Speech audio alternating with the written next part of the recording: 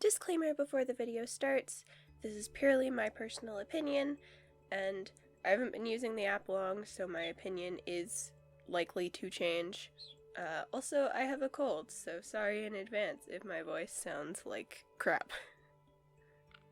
Procreate, an app that most, if not all, Apple user artists have heard of. That came out weird. I've known about it for a long time, despite not using Apple products. It's not a free app, I'll say it right up. That's not really an issue. I'm talking. Having to pay $20 Canadian money for a drawing app isn't actually anything that's an issue. For me, anyway. Especially if it's like a 4+ star rating, which I'm pretty sure it was 4.5 when I checked. Also, a lot of artists that I've seen who use Apple use it too, and so I figured why not at least try. The program itself was pretty easy to use and figure out, mostly because it's set up like most drawing programs, and nothing like the setup was an issue. My main issue was the layer count, which I think my limit was 29. Usually I use a lot more, but I also know that every program has its limits, especially if it's mobile, which isn't an issue at all. It just took me some time to get used to. I'm pretty sure I can change it. I just didn't. But I knew a lot of the shortcuts because I've seen a lot of videos about it, and so I was pretty quick to adjust to the new app rather than using the app I usually default to, which is Clip Studio. We'll get to Clip Studio in a different video. That's not this one.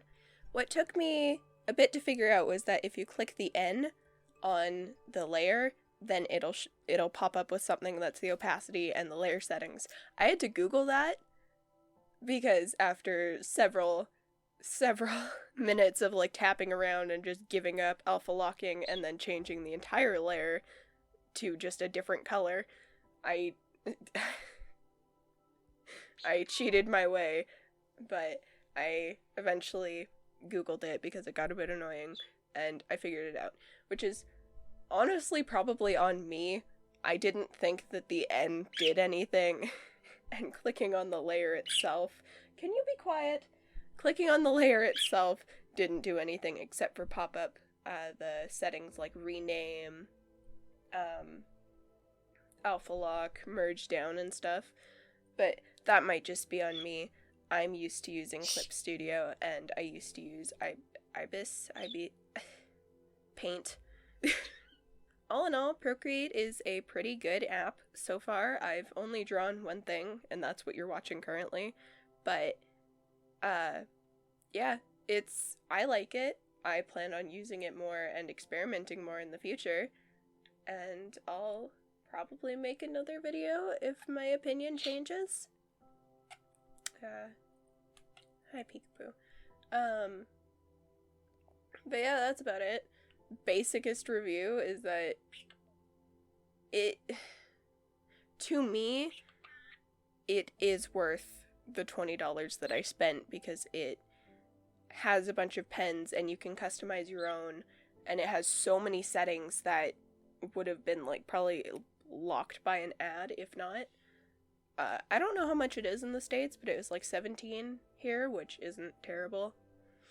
So yeah. I think Procreate's a good app. I'll be using it for illustrations and probably experimenting with the animation option. I'm not sure how well that will go, but I will probably be comparing it to Clip Studio in the future. Thank you so much for watching. Hope my opinion was helpful. Bye guys, see you in 2 weeks.